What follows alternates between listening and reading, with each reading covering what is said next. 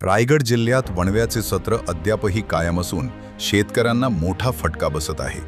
महाड तालुक्यातील शिरसवणे गावात एका शेतकऱ्याचे मोठे नुकसान झाले आहे। महाड तालुक्यातील शिरसवणे येथील शेतकरी संतोष भोसले यांनी तब्बल 2200 पेरूच्या झाडांची लागवड केली होती।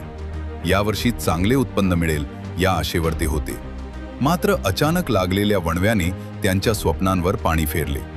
या भीषण आगीत सुमारे 700 पेरूची झाडे जळून खाक झाली असून लाखोचे नुकसान झाले आहे। शेतकऱ्याच्या तोंडाशी आलेला घास अक्षरशः वणव्याने हिरावून घेतला आहे। यामुळे संतोष भोसले हे शेतकरी पूर्णपणे हतबल झाले असून त्यांनी शासनाकडे मदतीची आर्त हाक दिली आहे।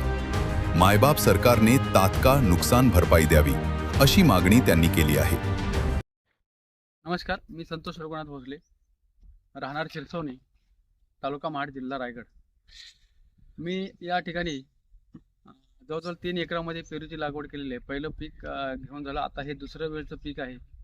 आणि मी इथे हजर नसताना आकस्मिक कुठून वणवा आला पटरीच्या साईडने आणि जवळजवळ 700 झाडं माझी पेरूची, तसेच काजू 25 एक, आंबा जवळजवळ 20 आंब्याची झाडं आणि नारळाची 25 झाडं, अशी झाडं वणव्यामध्ये जळून पूर्णपणे जवळजवळ नष्ट झालेली आहेत। त्या अवस्थेत आता आहे।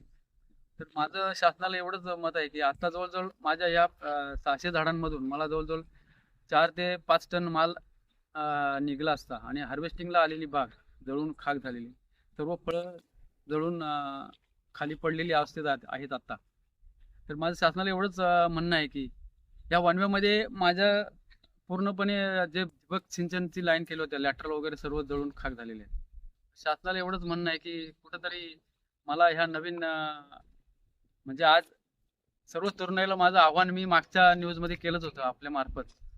तर माझं एवढंच म्हणणं आहे की मला कुठंतरी उभं राहण्यासाठी आर्थिक मदत थोडी काहीतरी व्हावी, असं माझी शासनाला आव्हान असेल।